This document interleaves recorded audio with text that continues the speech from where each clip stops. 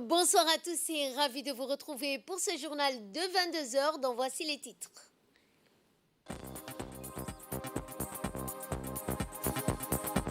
Le président de la République a reçu aujourd'hui une délégation d'investisseurs de Monaco.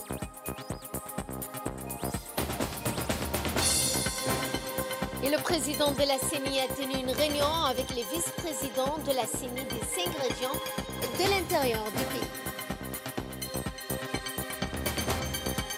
Et le bilan a donc franchi le seuil de 16 000 morts en Turquie, c'est ce que nous verrons en fin de journée. Bonsoir à tous. Le chef de l'État Ismaël Omar Guelleh a reçu ce matin au Palais de la République une délégation d'investisseurs de Monaco. Il s'agit de l'organisme monégasque de promotion économique connu sous l'acronyme Monaco Economic Board et le club des entrepreneurs monégasques Conafrique. L'audience entre le chef de l'État et les investisseurs monégasques a servi de cadre pour discuter de l'importance des échanges économiques de Djibouti avec la principauté de Monaco, mais aussi l'identification des secteurs d'investissement de notre pays.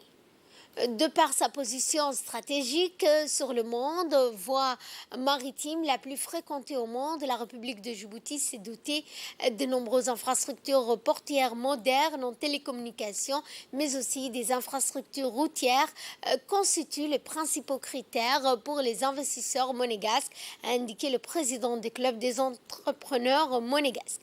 Le chef de l'État et les investisseurs monégasques ont d'abord également abordé les sujets du forum de Djibouti-Monaco organisé hier à Djibouti qui avait pour objectif de réunir les acteurs économiques, les investisseurs pour discuter et identifier les atouts stratégiques, commerciaux et économiques en vue de créer une collaboration fructueuse entre la République de Djibouti et la principauté de Monaco.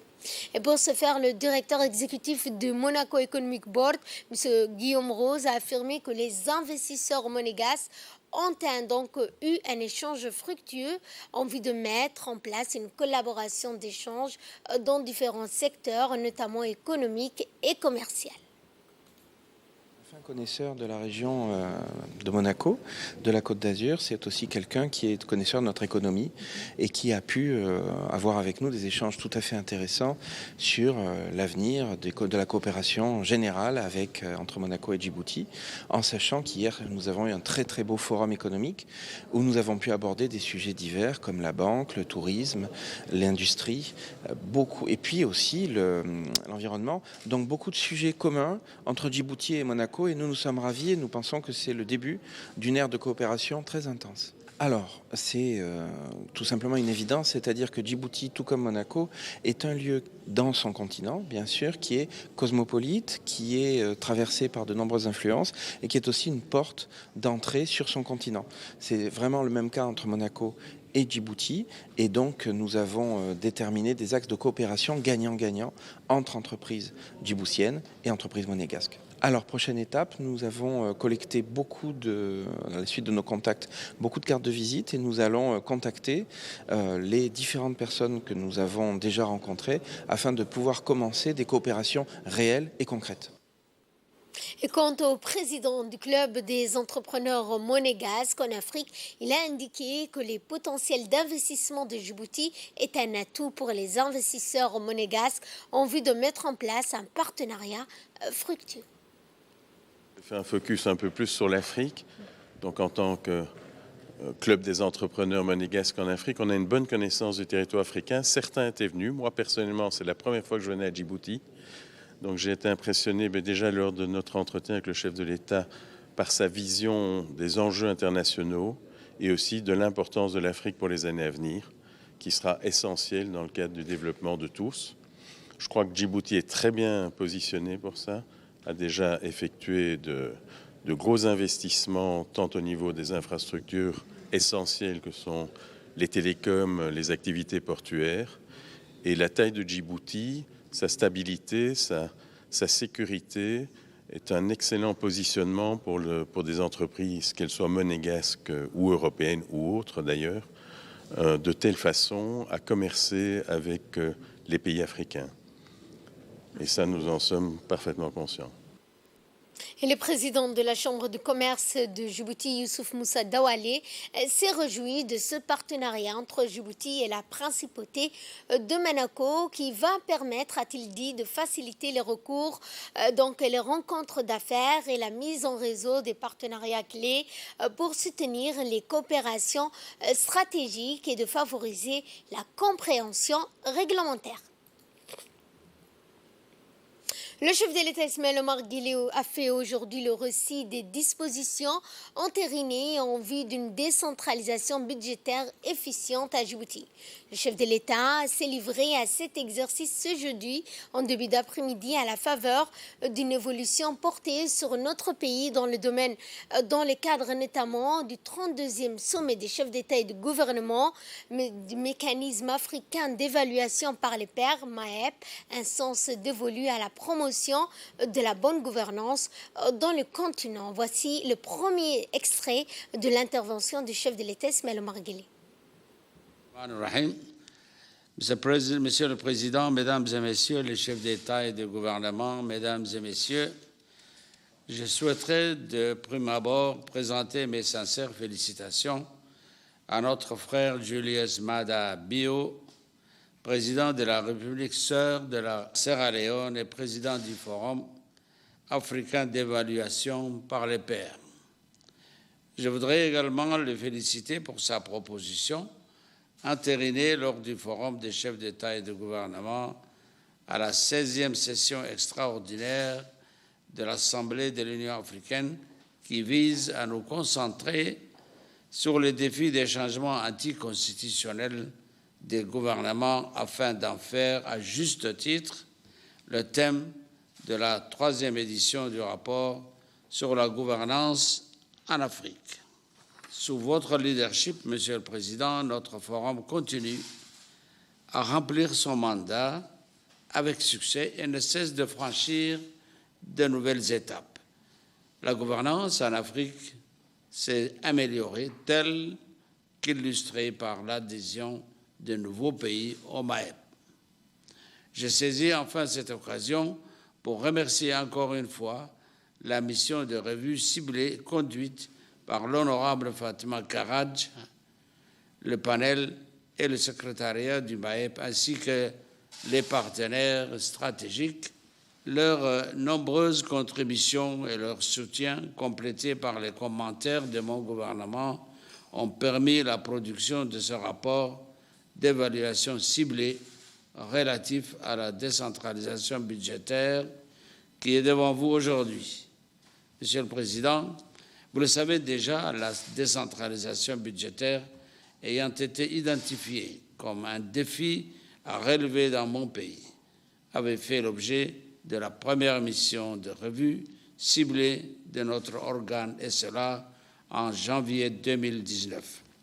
Découlant d'une volonté politique clairement affichée, la décentralisation n'est point, vous en conviendrez avec moi, une démarche ponctuelle, mais plutôt un long processus destiné à approfondir la dynamique de la bonne gouvernance, de la démocratisation et du développement local.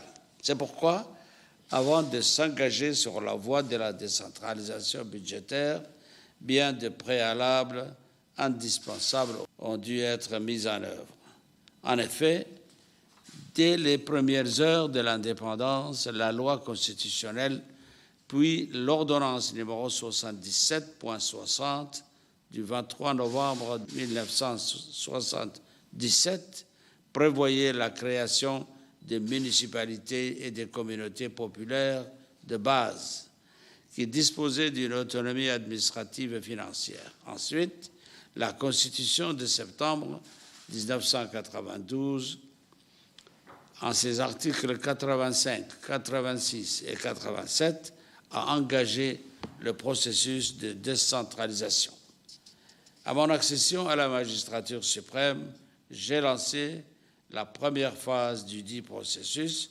Pour ce faire, nous avons instauré un ministère délégué chargé de la décentralisation qui, s'appuyant sur un cadre stratégique de mise en œuvre des processus de décentralisation, a immédiatement procédé à la création des instances locales de gestion appelées conseils régionaux provisoires. Dans l'optique de renforcer l'ancrage constitutionnel de la décentralisation, nous avons en 2002, 2006, 2005 et 2006 et 2011 adopté plusieurs lois portant respectivement sur la décentralisation et le statut des régions, sur le statut spécial de la ville de Djibouti et enfin sur le transfert et la répartition des compétences entre l'État et les collectivités territoriales, un décret relatif au pouvoir des préfets a complété ce dispositif institutionnel déjà mis en place. Pour la première fois dans l'histoire de notre pays, nous avons organisé des élections régionales et communales en 2006. Cette date historique a marqué une étape importante et décisive du processus de décentralisation à Djibouti. Depuis, des élections régionales et communales sont organisées tous les 5 ans, notamment en 2012, 2017 et 2022. À l'issue de ces dernières, un certain nombre de compétences jadis détenues par les représentants de l'État ont été transférées aux collectivités locales.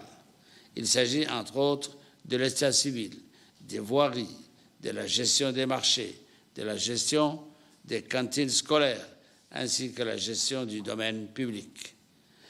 En outre, afin d'assurer un large éventail de populations l'accès à des services publics, l'État a progressivement déconcentré les services techniques suivants, tels que l'éducation, la santé, la promotion du genre, l'ANEFIP, les affaires sociales ou encore l'agriculture, l'élevage et la pêche.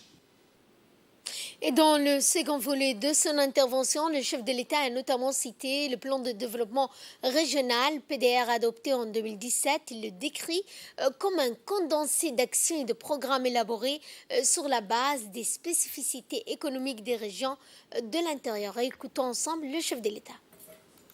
Dans le succès de toutes les avancées que je viens de vous énumérer nous a encouragés à franchir encore une nouvelle étape, celle de la décentralisation budgétaire. En plus des ressources financières déjà transférées par l'État, nous avons donné aux régions la possibilité de collecter les ressources fiscales et parafiscales à travers la loi des finances de 2017. Nous avons également transféré au profit des régions la taxe foncière sur les propriétés bâties, la taxe foncière sur les propriétés non bâties et la patente de la classe 9 et 10. Dans cette optique et en vue d'accompagner les transferts opérés, l'État a tout d'abord procédé à une déconcentration de ses services fiscaux à travers l'ouverture de centres régionaux des impôts dans les 5 régions de l'intérieur. Il a ensuite mis à la disposition de l'exécutif des régions des agents expérimentés pour établir les recettes. Il y a lieu de noter que préalablement à la mise en place des 10 centres, un recensement de la matière imposable des impôts transférés a été réalisé par les services fiscaux centraux de l'État au niveau de chaque région. Dès 2018, toutes les régions ont donc pu effectuer des opérations de collecte des impôts et taxes. À cet égard, nous nous réjouissons de constater que la possibilité offerte aux régions de collecter des ressources fiscales et parafiscales leur a été bénéfique. Elles ont effectivement vu leurs ressources propres augmenter du fait de l'accroissement des revenus tirés de la matière imposable. Ces ressources sont appelées à devenir de plus en plus importantes au fur et à mesure que le potentiel économique des régions sera valorisé et que la gamme des taxes à collecter sera élargie. Monsieur le Président, je dois dire que ce processus a été largement félicité par l'adoption du plan de développement régional PDR en 2017. Ce dernier a été le fruit d'un large processus participatif auquel toutes les forces vives de la région ont été associées afin d'avoir une vision partagée des grandes orientations stratégiques du développement de la région pour la période 2021 et 2025. Il a une triple fonction, notamment une fonction de réappropriation, une fonction de restructuration et une fonction de référence. Enfin, nous avons doté chaque région d'un PDR quinquennal 2021-2025, adopté par le Conseil régional et validé par le préfet de la région. Les PDR s'inscrivent par ailleurs dans la stratégie de la croissance accélérée et de la promotion de l'emploi SCAP 2015-2019, le premier instrument pour l'opérationnalisation de la vision Djibouti de 2035. Ils sont repris, contextualisés dans le nouveau plan de développement 2020-2024. Djibouti, ici. Bien entendu, les défis à relever ne manquent pas. Je citerai notamment des pesanteurs culturelles et administratives auxquelles la décentralisation est confrontée. Les capacités institutionnelles, administratives, humaines et financières des collectivités territoriales sont également à renforcer, tout comme la communication en vue d'une meilleure appropriation et participation de l'ensemble des parties prenantes au processus de décentralisation. Monsieur le Président, Mesdames et Messieurs les chefs d'État et de gouvernement, Mesdames et Messieurs, pour conclure, je peux vous assurer que la décentralisation et le transfert des compétences et des ressources vers les collectivités territoriales restent une priorité de la politique de mon gouvernement afin de créer les conditions d'un développement durable et harmonieux sur l'ensemble du territoire national.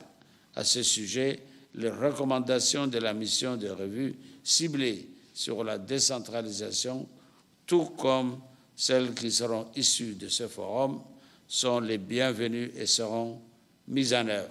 Je vous remercie de votre attention. Et ce communiqué émanant de l'ambassade de Djibouti en Turquie, l'ambassade porte à la connaissance des familles que les étudiants en Turquie que nous avons recueillis à Ankara, 164 étudiants. Il s'agit de 48 garçons et 16 filles dont nous avons communiqué la liste auparavant en prévenance des deux différentes villes de Kahramanmaraş et de Gaziantep. 60 étudiants ont été hébergés et 4 autres ont décidé d'aller vers des familles installées. 9 étudiants sont restés dans la ville, ainsi que Mourad Mahmoud Roblé, actuellement en cours de traitement médical à l'hôpital. Parmi les étudiants transférés à Ankara, ceux qui souffrent de commotions ou de blessures qui ont été conduits à l'hôpital. Parmi donc une délégation composée de membres de l'ambassade et des structures de coordination mises en place à cet effet a quitté tard dans la nuit Ankara pour se rendre à Kahramanmaraş. Depuis ce matin, ils sont avec des étudiants restés dans cette ville au chevet de Mourad pour apporter aide et réconfort. Pour plus d'informations, l'ambassade communique qu'il faut donc aller vers la page Facebook de l'ambassade de Djibouti. Vous trouverez 6 juin un tableau d'arrivée des étudiants en provenance et par heure. Et cette déclaration du ministre de l'Intérieur, Saïd Nouh Hassan, sur les législatives du 24 février prochain, suivant l'intervention du ministre de l'Intérieur. La campagne électorale pour les élections législatives du 24 février 2023 va démarrer demain, vendredi 10 février 2023, à 0 heure et se poursuivra jusqu'au mercredi 22 février 2023 à minuit. Et ceci pour le renouvellement des 65 députés pour les 5 prochaines années. La voie démocratique que notre pays a choisi implique que la parole soit donnée périodiquement aux électeurs à travers des scrutins pour qu'ils expriment les choix conformes à leurs aspirations. Pendant cette campagne électorale, 2 listes seront en compétition. Il s'agit de l'UMP, Union pour la majorité présidentielle, qui présente des candidats sur l'ensemble des 6 circonscriptions du pays, et de l'UDJ, Union pour la démocratie et la justice, qui présente des candidats dans la circonscription électorale de Djibouti-Ville et dans la circonscription d'Arta. Je demande aux partis et groupements politiques de mener une campagne électorale pacifique, empreinte de tolérance, de fraternité et de respect pour l'adversaire. Je tiens également à vous informer que la Commission nationale de la communication, conformément à ses prérogatives qui sont fixées par les textes législatifs en vigueur, portant sur le pluralisme politique, lors des campagnes électorales, veillera d'une part à l'accès équitable des groupements et des partis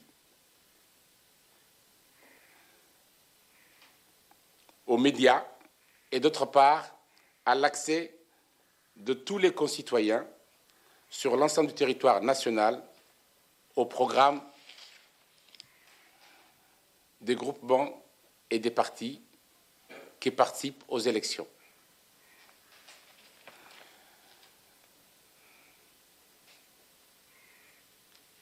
À cet effet, je veillerai au strict respect du bon déroulement de cette campagne électorale et j'appelle les têtes de liste à faire preuve de civisme et de sens de responsabilité.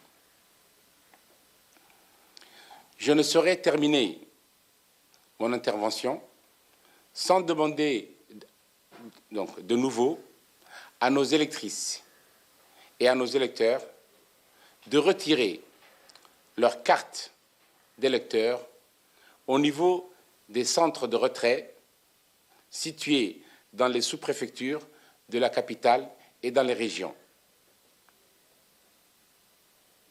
À cet effet, je voudrais rappeler à tous nos concitoyens que conformément à la Constitution djiboutienne, voter est non seulement un droit, mais également un devoir. Je vous remercie pour votre aimable attention.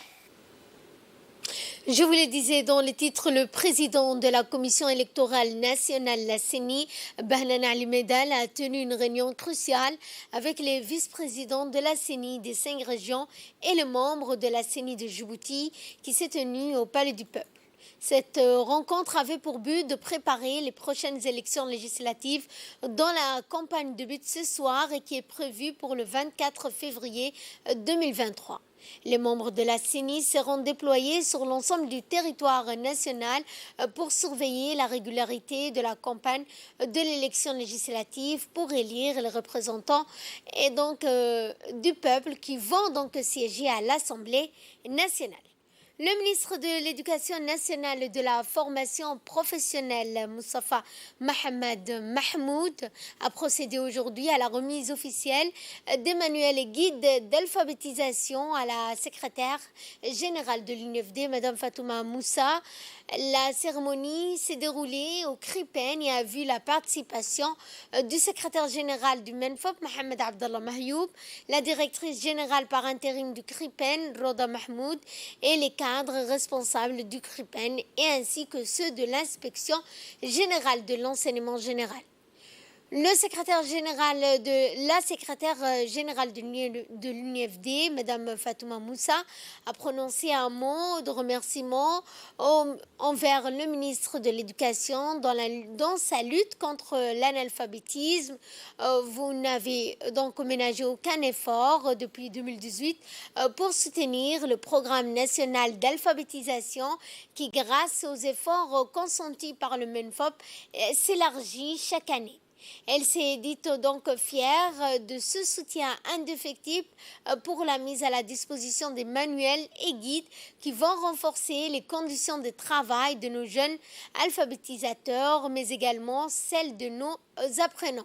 Le ministre de l'Éducation nationale et de la formation professionnelle a quant à lui donc commencé son intervention par rendre hommage au défunt directeur général du CRIPEN, Feu Saïd Nour Hassan, pour tout le talent et le dévouement dont il a fait preuve.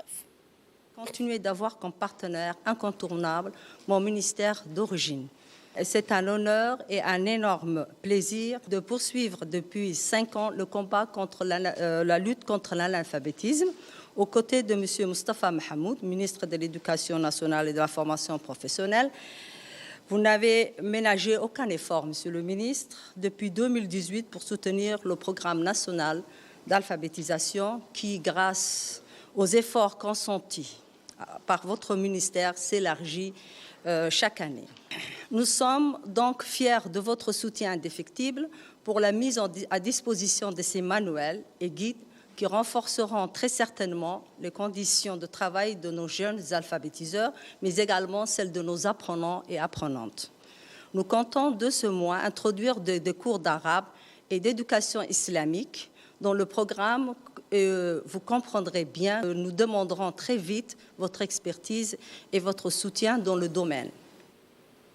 Et prenons la parole à cette occasion, le ministre de l'Éducation nationale et de la formation professionnelle, Moustapha Mohamed Mahmoud, a réaffirmé que le MENFOP poursuivra et augmentera son appui à cette noble cause qu'est la lutte contre l'analphabétisme et l'illettrisme. Donc c'est avec un énorme plaisir pour moi d'être encore une fois parmi vous dans le cadre de la lutte contre l'analphabétisme. Le département que je dirige ne ménagera aucun effort, Madame la Secrétaire générale, pour rester à vos côtés et vous apporter aide et assistance dans la lutte contre le fléau. C'est un combat de tous les jours et de tous les citoyens. Nous serons donc présents, Madame la Secrétaire générale, chaque fois que vous solliciterez mon département.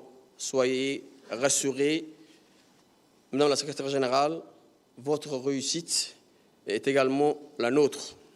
Élargir le programme ou diversifier le contenu pour un meilleur impact est très certainement souhaitable et positif. Nous resterons, Inch'Allah, présents dans toute évolution du programme sur le plan de la logistique et de l'expertise professionnelle. Le ministère de l'Éducation nationale et de la formation professionnelle poursuivra et augmentera, Inch'Allah, s'il le faut, son appui à cette noble cause qui est bien sûr la lutte contre l'analphabétisme. Le 8 septembre dernier, au siège de l'UNFD, je m'exprimais ainsi. Mes services sont actuellement à l'œuvre pour la réédition du manuel de l'apprenant et la duplication du guide du professeur de 3e année. Nous serons enthousiasmés de le mettre à votre disposition dès que possible. Donc, chose promise, chose due, les manuels et les guides sont là et nous sommes fiers de vous le remettre.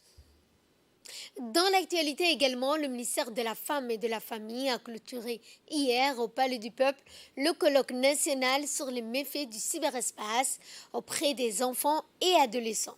La cérémonie de clôture a été présidée par la secrétaire du ministère de la Femme et de la Famille, Madame Anissa Hassan Bahdoun, et a vu la participation des responsables du ministère de la Femme, les représentants de l'ANSI.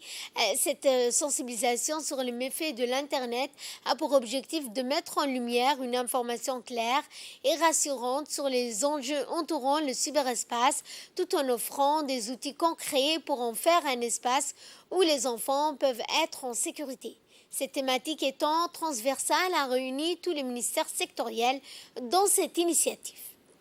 Le ministère de la Femme et de la Famille, comme vous le savez, est chargé de la protection de l'enfant. Presque un mois, toute l'équipe a été sur le terrain pour collecter dans un premier temps la réaction des familles, la réaction des enseignants. Ils ont fait des sensibilisations dans les lycées, dans les CDC, pour s'approcher de la population et voir avoir comme une petite enquête ce que la population attend à travers le cyberespace. Et on a constaté que les parents et les enseignants étaient de commun accord, avaient le même souci que nous tous, protéger les enfants contre les méfaits du cyberespace. Ce matin, la ministre de la Femme et de la Famille a bien dit dans son discours que ce colloque aura une suite et les recommandations qui sont issues de cet atelier, qui sont issues aussi de la tournée de sensibilisation organisée par le ministère de la Femme et de la Famille et les ministères sectoriels seront traduits en plan d'action. Une importante délégation américaine est à Djibouti pour une visite de travail. À cet effet, le ministère de l'Énergie a organisé un atelier de formation afin d'expliquer les différents projets qu'ils ont réalisés au niveau mondial, leur expertise, le coût de financement de ce projet. Le ministre de l'Énergie, Younis Ali Guedi, a notamment indiqué en effet a déclaré ouvert l'atelier. Dans un discours, il a indiqué que le potentiel énergétique de Djibouti possède est heureux de travailler et de donner son soutien à cette société américaine. En effet, ils ont également signé un protocole d'entente avec le ministère de l'Énergie le 5 décembre 2022 pour l'installation d'une centrale hybride solaire de 10 gigawatts en 10 ans pour la production d'hydrogène vert. Par ailleurs, les sites ont été choisis et subiront une étude de faisabilité. Clôture de la Semaine nationale de l'artiste et des langues maternelles. Eh bien, cette cérémonie s'est tenue aujourd'hui au Kempinski Palace Hotel. La cérémonie de clôture de la Semaine nationale de l'artiste et des langues maternelles a été placée sous le thème « Emploi de la technologie au service de l'artiste et l'apprentissage multilingue ». La cérémonie a été présidée par le Premier ministre Abdelkader Kamel Mohamed, la ministre de la Jeunesse et de la Culture, Dr Hibo Moumen Assowe, entourée des membres du gouvernement. La cérémonie est débutée par la récitation des versets du Saint-Coran, une animation qui a été effectuée par des jeunes artistes djiboutiens. À cette occasion, une vidéo relatant les différentes activités réalisées au cours de cette semaine a été projetée et suivie par les officiels et les participants. Au terme d'une semaine riche en activités, plusieurs prix ont été attribués à des personnes qui se sont distinguées par leur travail issu des différents départements du ministère de la Jeunesse et de la Culture. Des compositeurs, scénaristes dont Ahmed Dini et Aden Farah, ainsi que des lauréats du concours sur les langues maternelles.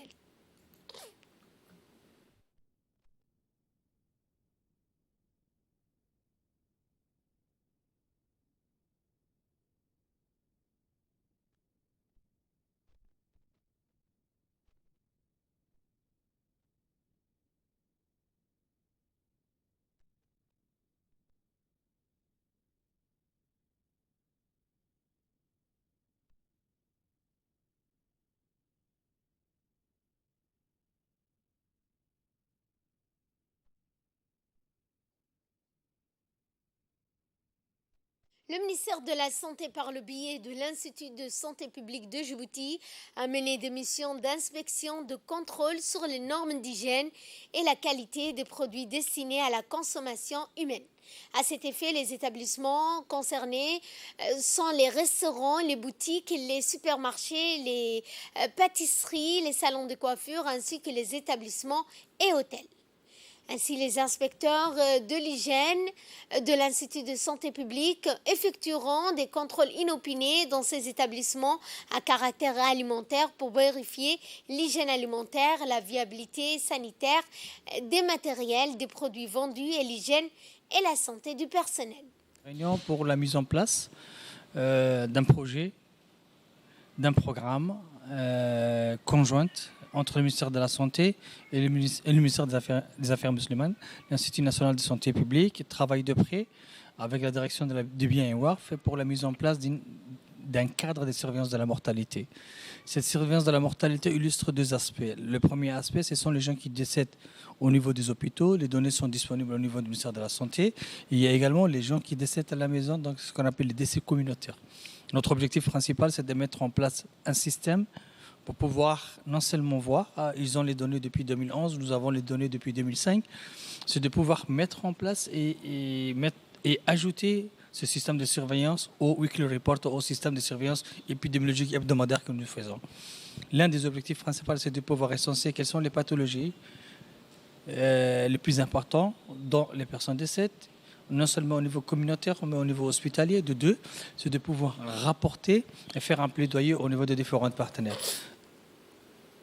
La société Ascot Limited, leader mondial de l'hôtellerie en pleine expansion, vient de signer avec Salam un accord de gestion pour le développement et l'exploitation des citadines City Centre de Djibouti. Un somptueux complexe appart-hôtel situé sur la route de l'aéroport en plein cœur de la capitale. Devenu l'un des principaux propriétaires exploitants d'établissements d'hébergement internationaux, cette société singapourienne lance ainsi sa première propriété à Djibouti et sa 12e en Afrique, avec ses 83 unités composées de studios spacieux, d'appartements sophistiqués, d'une 2 chambres. Eh bien, ce centre Citadine City, centre Djibouti, offrira un confort haut de gamme. La propriété qui ouvrira ses portes prochainement disposera d'un large éventail d'installations, notamment d'une salle de sport ultramoderne, des salles de réunion grandioses, des espaces de réception somptueux et d'un restaurant. Notons que la portefeuille d'Ascot s'étend à plus de 200 villes dans plus de 40 pays d'Asie, de l'Asie centrale, de l'Asie Pacifique, d'Europe, du Moyen-Orient, de l'Afrique et des États-Unis. Aujourd'hui, la société est mondialement reconnue avec plus de 30 ans d'expérience dans ce secteur.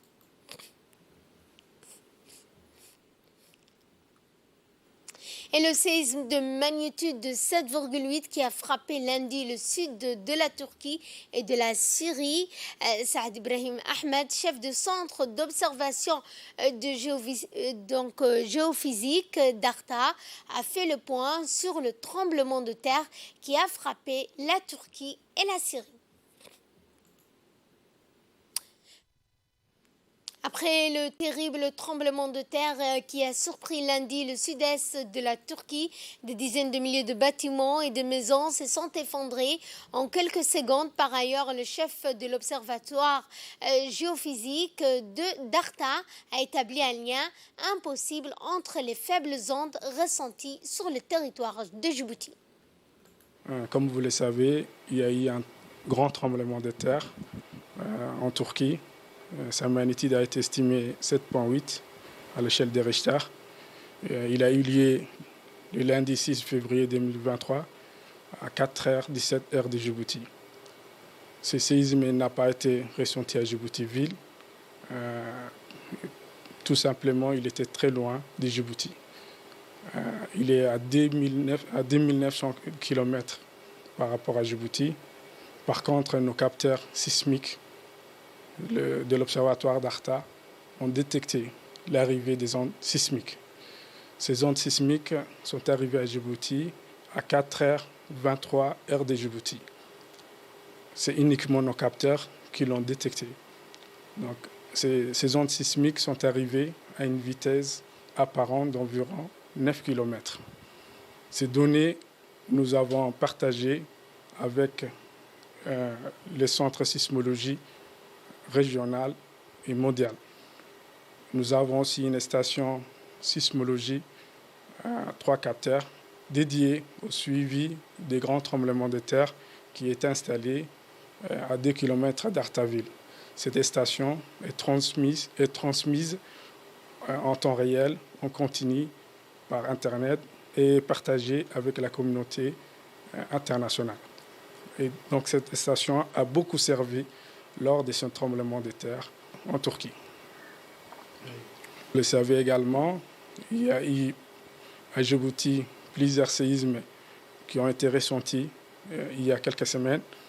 Donc ces séismes n'ont rien à voir avec ces méga tremblements de terre en Turquie, parce que la tectonique de la Turquie est totalement différente de la tectonique de Djibouti. Et dans l'actualité internationale concernant toujours ce séisme en Turquie et en Syrie, le bilan dépasse les 16 000 morts. Le bilan du séisme qui a frappé lundi la Turquie et la Syrie a franchi le seuil de 16 000 morts selon les bilans officiels diffusés aujourd'hui jeudi 9 février, alors que les recherches se poursuivent pour tenter de retrouver des rescapés dans un froid glacial. 12 873 personnes sont décédées en Turquie et 3 162 en Syrie, selon les autorités et des sources médicales, portant à 16 035 le nombre total des victimes. Et c'est sur ce point que ce journal touche à sa fin. Merci de votre fidélité. Excellent week-end à toutes et à tous.